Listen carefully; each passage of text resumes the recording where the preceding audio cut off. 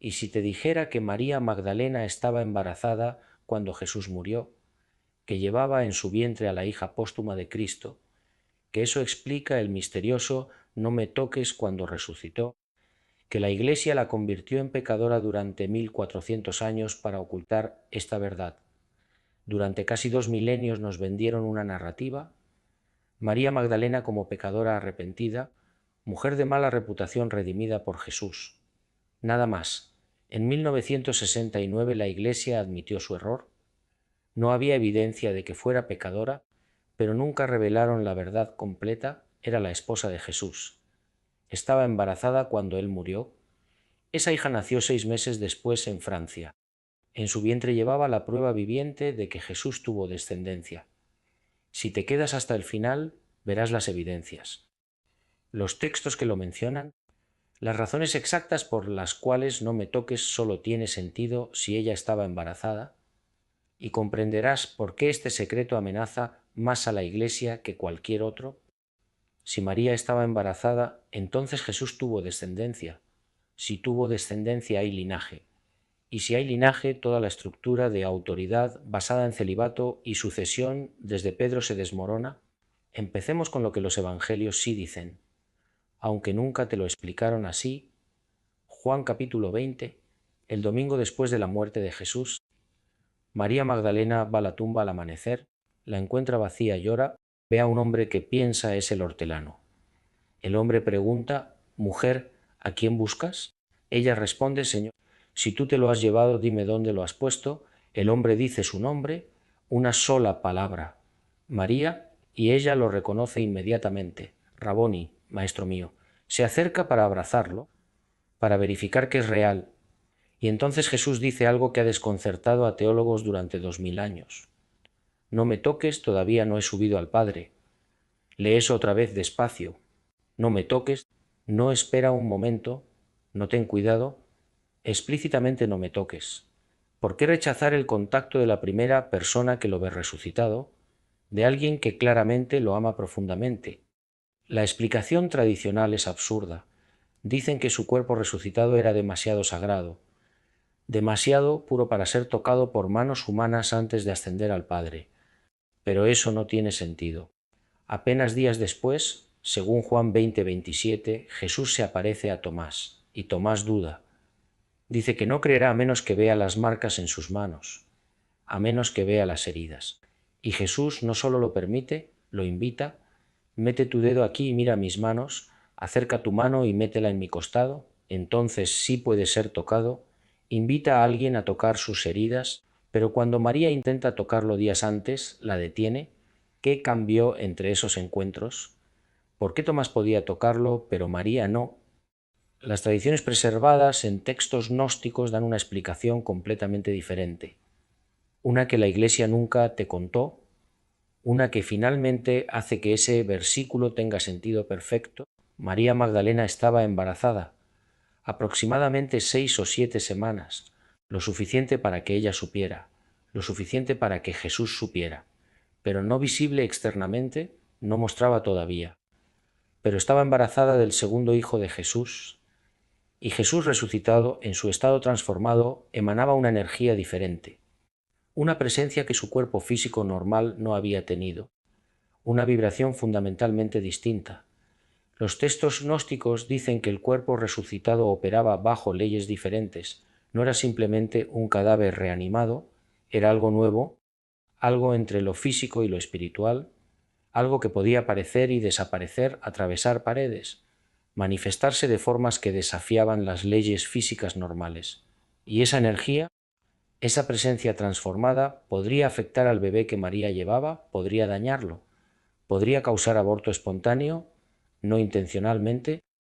Simplemente un cuerpo resucitado en contacto directo con un feto de pocas semanas podría ser demasiado intenso. De ahí el «no me toques». No todavía, no mientras mi cuerpo está en transición, no hasta que se estabilice, no hasta que sea seguro para el bebé en tu vientre. Y según las tradiciones gnósticas, Jesús sí volvió a María después, no en las apariciones públicas que los evangelios canónicos describen, en encuentros privados.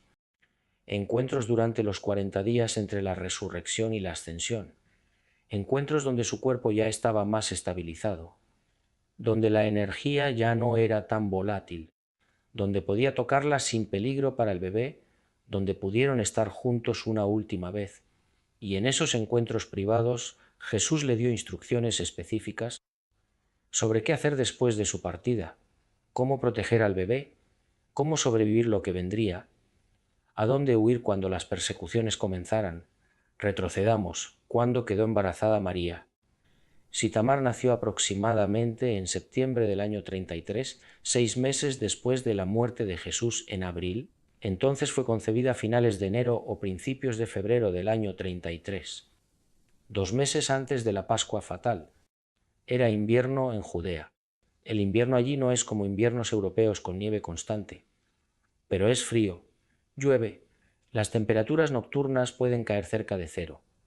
La gente pasa más tiempo en interiores, y Jesús estaba en los últimos meses de su ministerio. Los evangelios describen tensión creciente. Fariseos intentando atraparlo con preguntas sobre impuestos y divorcio. Saduceos desafiándolo públicamente sobre la resurrección. El establishment del templo viendo sus enseñanzas como amenaza directa. Jesús sabía que el conflicto estaba llegando a punto de ruptura. Lucas 9:51 dice que afirmó su rostro para ir a Jerusalén.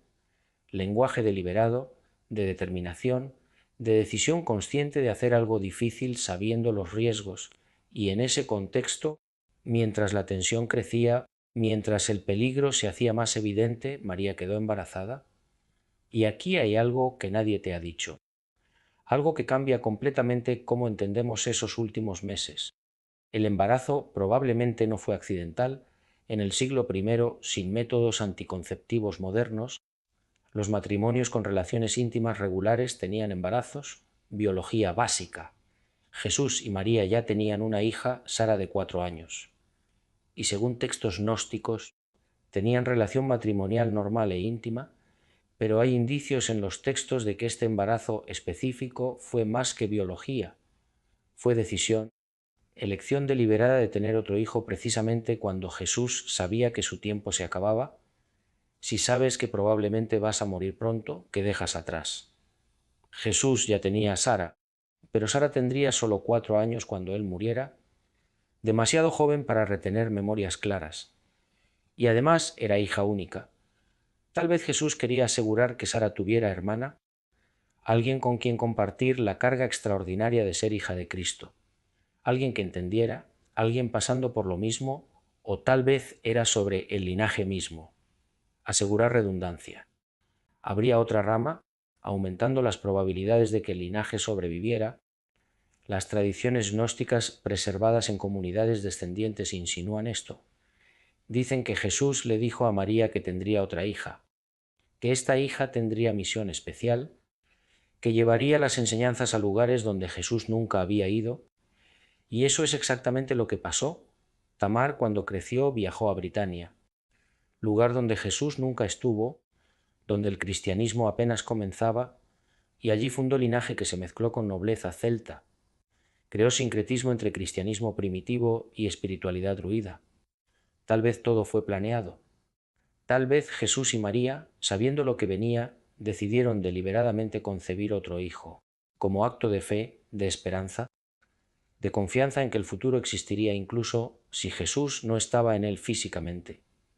María probablemente supo que estaba embarazada. María habría consultado con alguien, probablemente Marta o alguna partera en Betania donde la familia vivía, y habría recibido confirmación. Estás embarazada aproximadamente 4 o 5 semanas. El bebé nacerá a finales del verano. Se lo dijo a Jesús inmediatamente. Sin duda, no eran dos personas viviendo vidas separadas. Eran pareja íntima, matrimonio donde se compartía todo. Jesús supo que María estaba embarazada probablemente el mismo día que ella lo supo, y esa conversación debe haber sido intensa, cargada emocionalmente. Ahora había más en juego. No era solo Jesús tomando riesgos con su propia vida, era su familia, María embarazada, Sara de 4 años.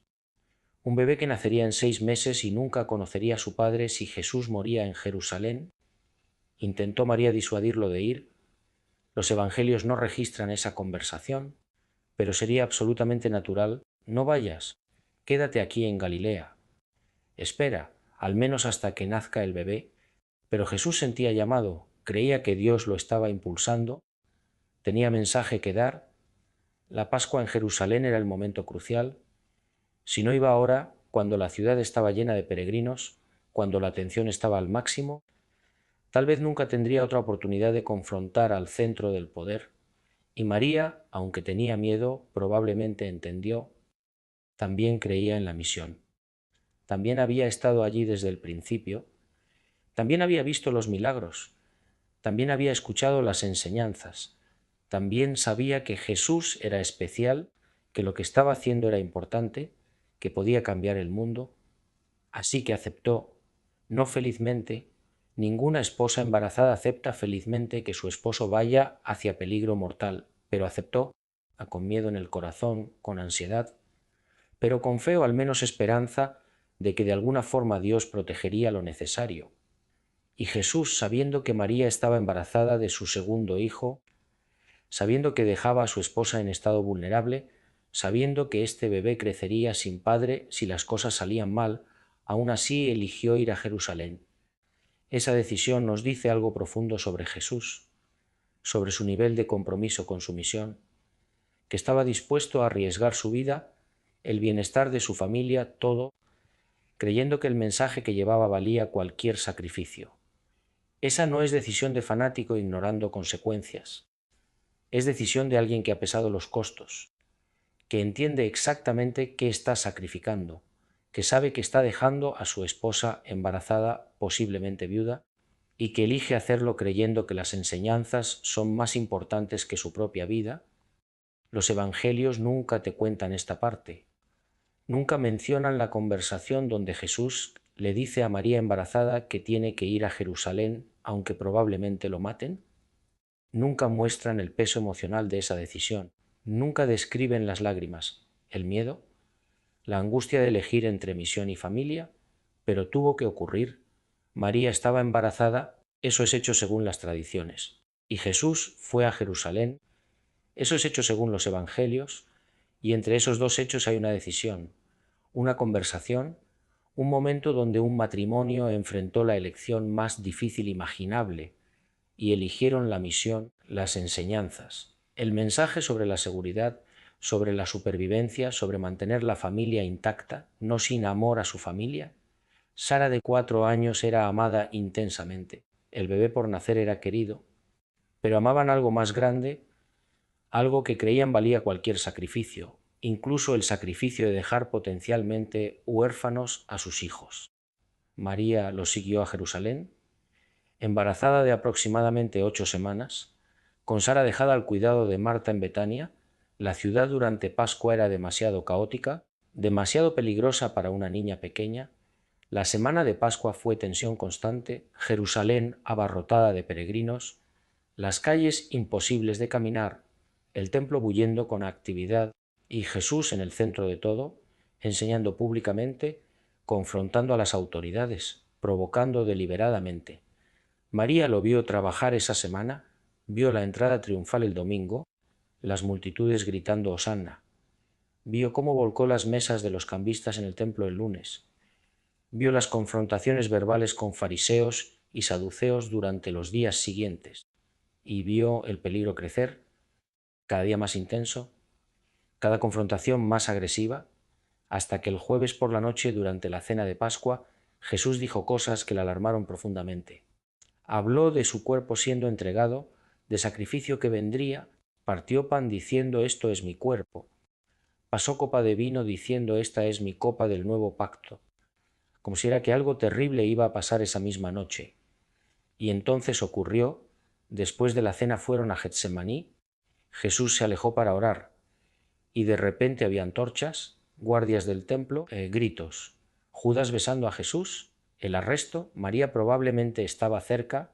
Las mujeres que seguían a Jesús no se quedaban en la ciudad durante la noche, se quedaban en Betania, pero esa noche tal vez María había venido con ellos a Getsemaní, o supo inmediatamente cuando los discípulos vinieron corriendo, y sintió terror. el tipo de terror que paraliza, que hace que el corazón lata tan fuerte que duele, que hace que las manos tiemblen y las piernas apenas sostengan el peso del cuerpo. Los discípulos varones huyeron, Pedro lo seguiría a distancia y luego lo negaría 3 veces. Pero María se quedó, junto con las otras mujeres, siguieron a distancia, viendo a dónde lo llevaban, esperando afuera durante el juicio nocturno ante el Sanedrín, y entonces el amanecer del viernes, el juicio ante Pilato, la multitud que de alguna forma había sido reunida y manipulada para gritar su condena, la sentencia, y Jesús siendo llevado fuera de la ciudad. María lo siguió, embarazada de aproximadamente 8 semanas ahora, caminando por las calles de Jerusalén viendo a su esposo ser llevado a su muerte, viendo las heridas que le habían causado, viendo cómo se tambaleaba bajo el peso de la viga que tenía que cargar, viendo el Vía Crucis. ¿Qué siente una mujer embarazada viendo a su esposo camino a la muerte? ¿Qué pasa por su mente? ¿Qué siente su cuerpo? El estrés extremo, adrenalina bombeando a niveles que el cuerpo apenas puede manejar. Era parte de Jesús creciendo dentro de ella en este momento. Era conexión física que nadie podía quitarle mientras el bebé viviera. Llegaron al Gólgota, el lugar de la calavera, colina pequeña fuera de las murallas donde llevaban a cabo las condenas para que todos los que entraban y salían de Jerusalén pudieran ver y recordar qué pasaba con quienes desafiaban a Roma.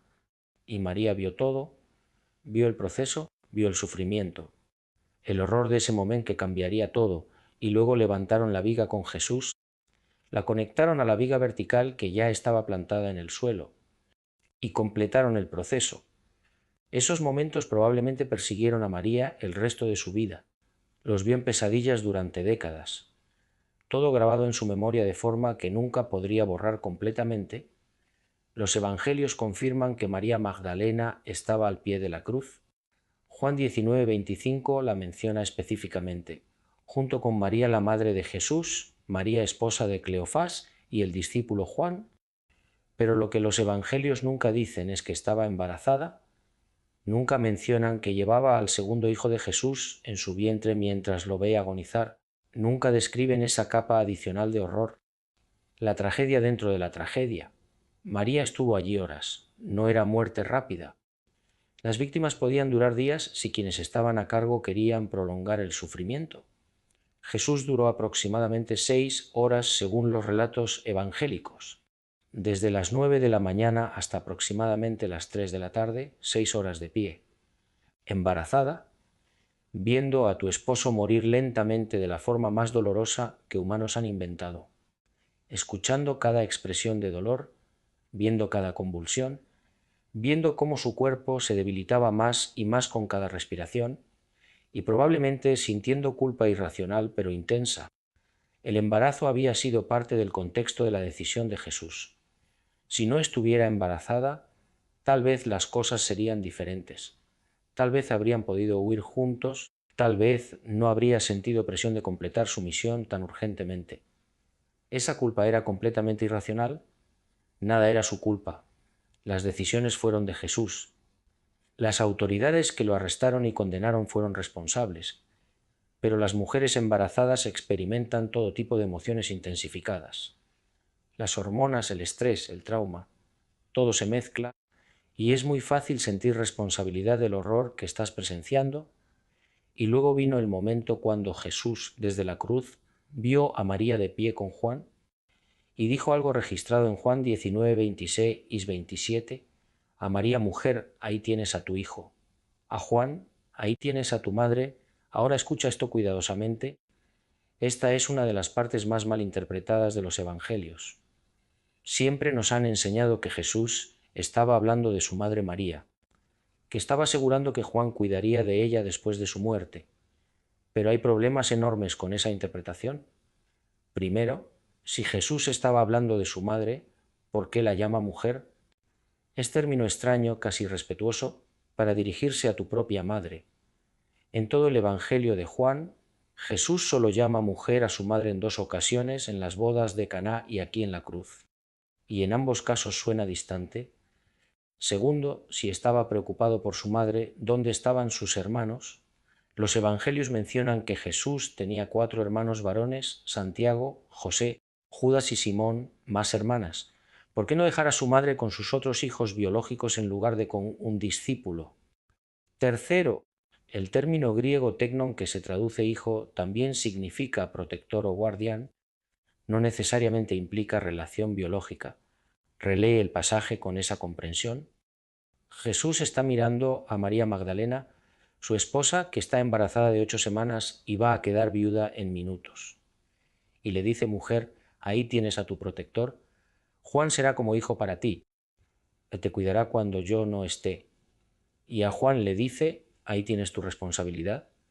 Cuida de ella como si fuera tu propia madre. Protégela. Asegúrate de que ella y el bebé que lleva sobrevivan. Esa interpretación tiene sentido perfecto si Jesús estaba preocupado por su esposa embarazada, que quedaría vulnerable. Y de hecho, según tradiciones preservadas, Juan sí cumplió ese encargo, ayudó a María cuando tuvo que huir, se aseguró de que llegara segura a donde necesitaba ir antes de regresar para liderar comunidades cristianas. María estuvo allí hasta el final absoluto. Vio cuando Jesús gritó: consumado es.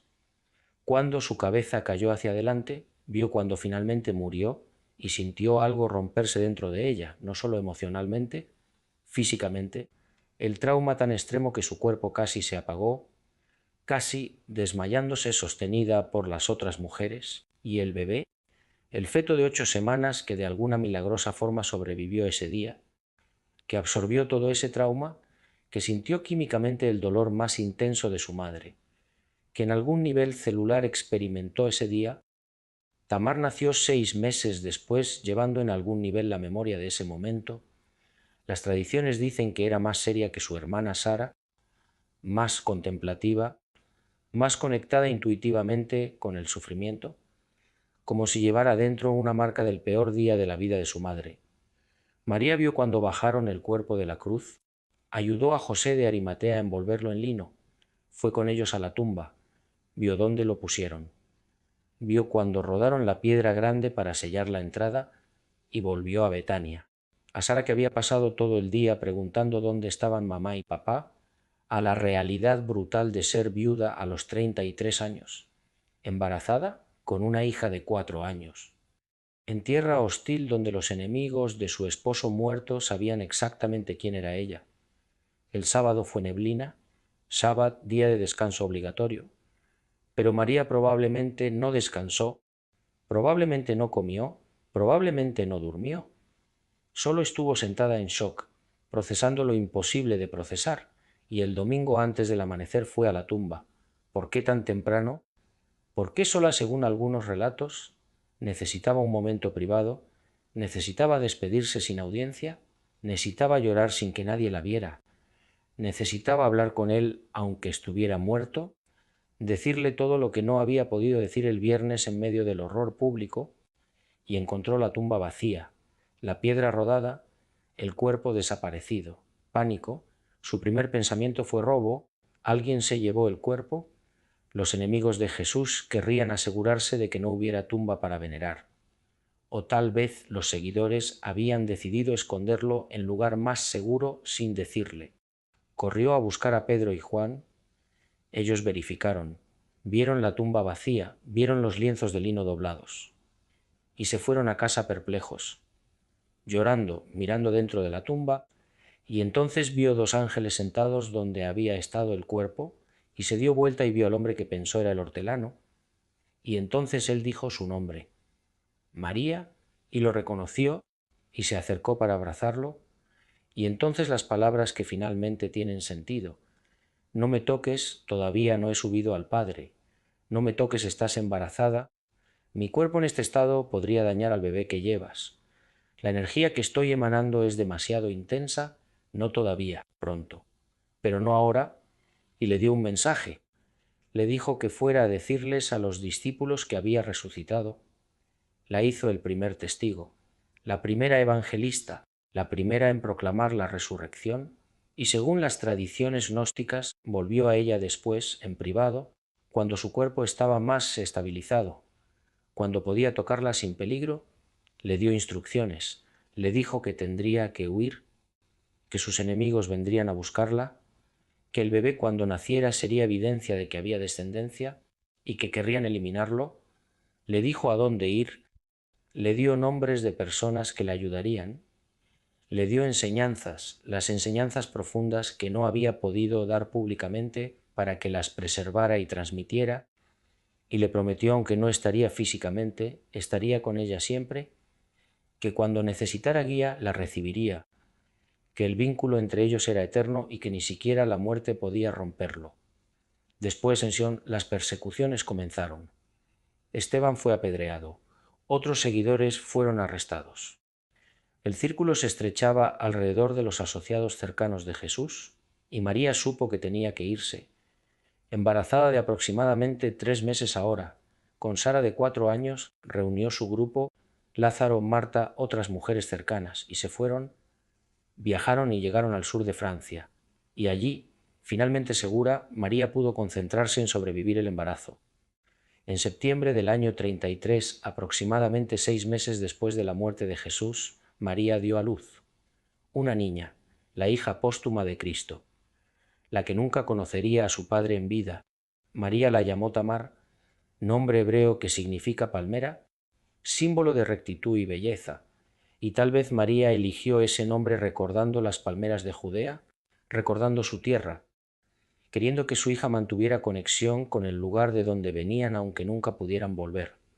Tamar nació sana, pequeña quizás después de un embarazo tan traumático, pero sana, viva, milagrosamente intacta después de todo lo que había experimentado en el vientre.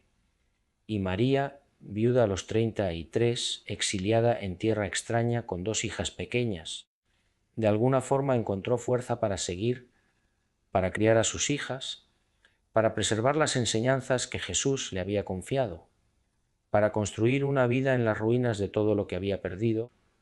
Pero aquí está la pregunta crucial. Si María estaba embarazada, si esto era conocimiento que al menos de los primeros seguidores tenían, ¿por qué no hay ni una sola mención en los evangelios canónicos? La respuesta es simple y terrible, y te dice todo lo que necesitas saber sobre cómo se construyó el cristianismo institucional. Cuando escribieron los evangelios, ya habían decidido que un Jesús casado con hijos no encajaba en la narrativa que necesitaban para vender su mensaje al mundo greco-romano. El Evangelio de Marcos fue escrito aproximadamente en el año 70, 40 años después de la muerte de Jesús.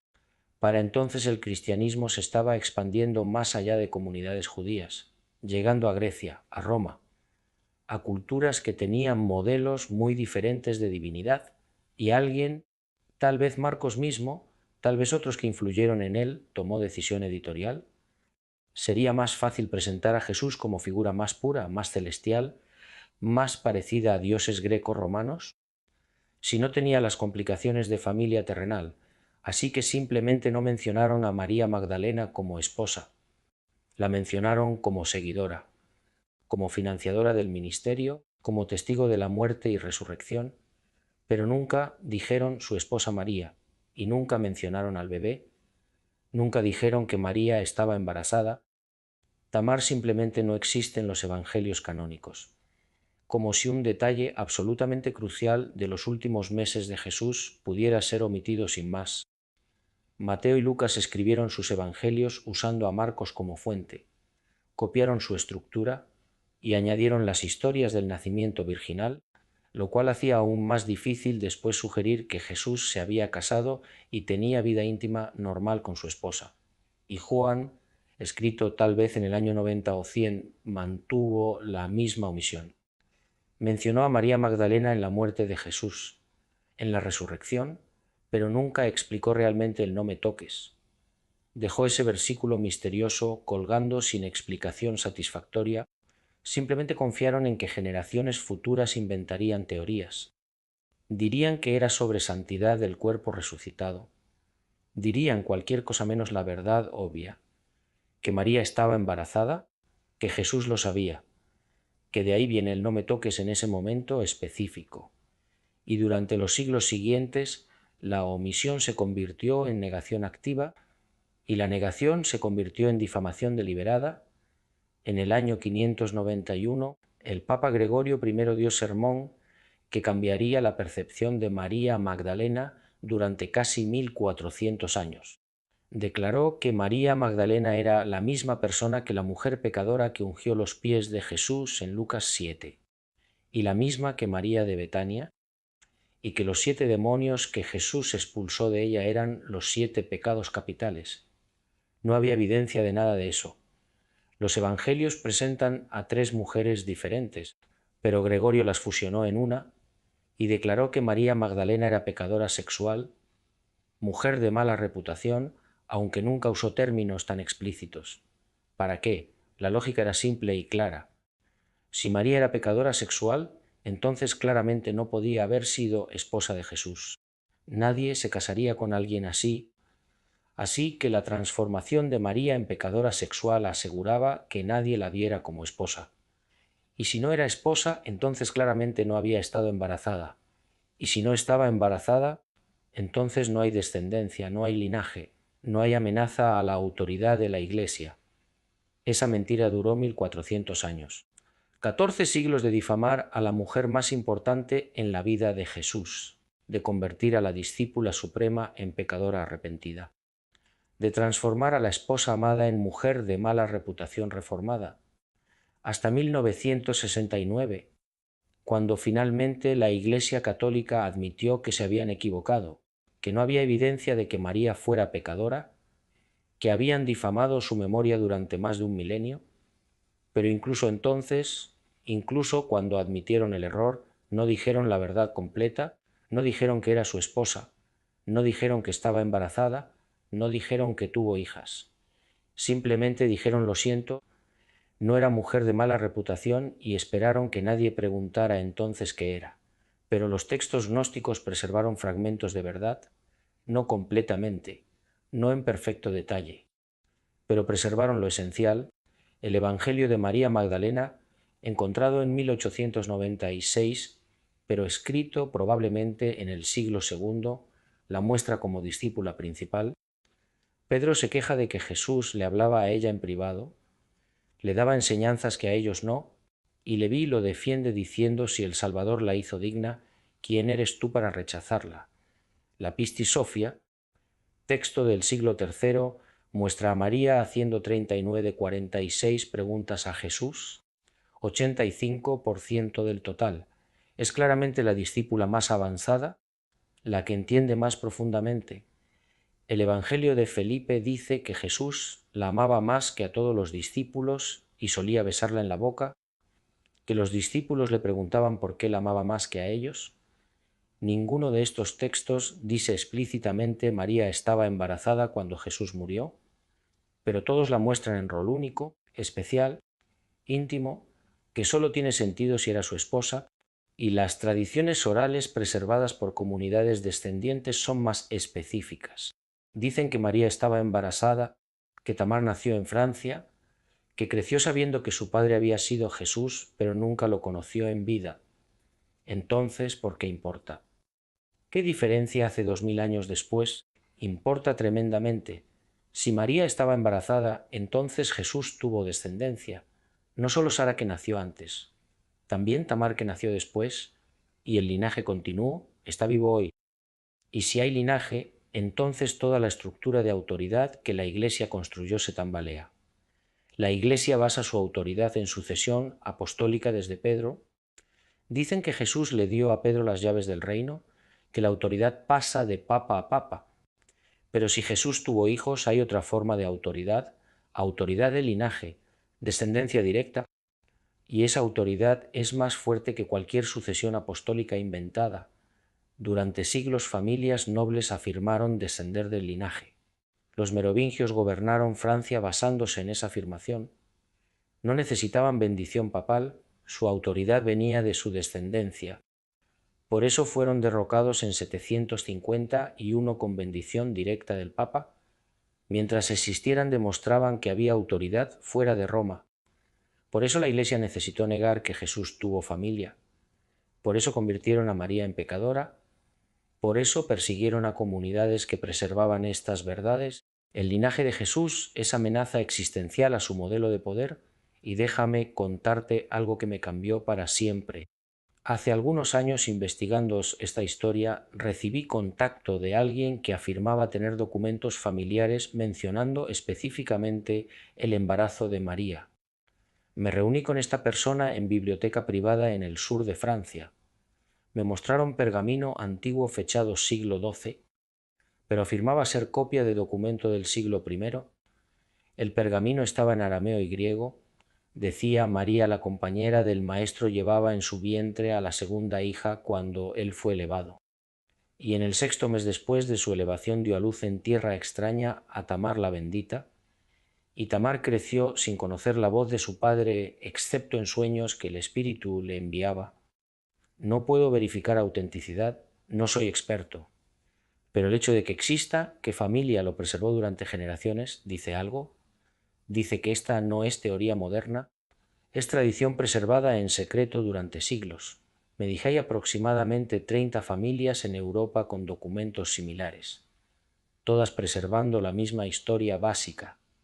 María embarazada, Tamar nacida en Francia, linaje continuado, y que están decidiendo si rebelarse, si mostrar documentos públicamente, si someterse a pruebas de ADN. Si eso ocurre, todo cambiará, ya no será teoría, será evidencia, documentos, genética, y la Iglesia tendrá que responder: María Magdalena estaba embarazada cuando Jesús murió. Esa es la verdad, embarazada de Tamar, la hija póstuma, la que nunca conoció a su padre excepto en sueños, la que creció en Francia, la que eventualmente viajó a Britania fundando linaje que se mezcló con nobleza celta. De ahí viene el no me toques. Ella estaba embarazada y contacto podría dañar al bebé. De ahí viene la huida a Francia. Estaba embarazada y el bebé necesitaba protección. De ahí viene la conversión en pecadora durante 1400 años. Si era pecadora no podía ser esposa, y si no era esposa no hay embarazo. Y si no hay embarazo no hay linaje. Todo se conecta, todo tiene sentido. María Magdalena no era pecadora, era esposa de Jesús, estaba embarazada cuando él murió, dio a luz a Tamar en Francia. Crió 2 hijas sola, preservó enseñanzas que Jesús le confió. Una mujer fuerte, valiente, que merece ser honrada como discípula suprema, como esposa amada, como madre valiente. Y si María estaba embarazada, si Tamar nació, si el linaje continuó, entonces el mensaje también continuó fuera de instituciones. Sin modificaciones, sin filtros, enseñanzas sobre reino interior, sobre conexión directa con lo divino, sobre transformación sin intermediarios. Esas enseñanzas sobrevivieron en movimientos heréticos, en gnósticos, en cátaros y, según familias del linaje, sobrevivieron entre ellos. Ese momento de revelación está llegando, familias decidiendo, documentos siendo preparados.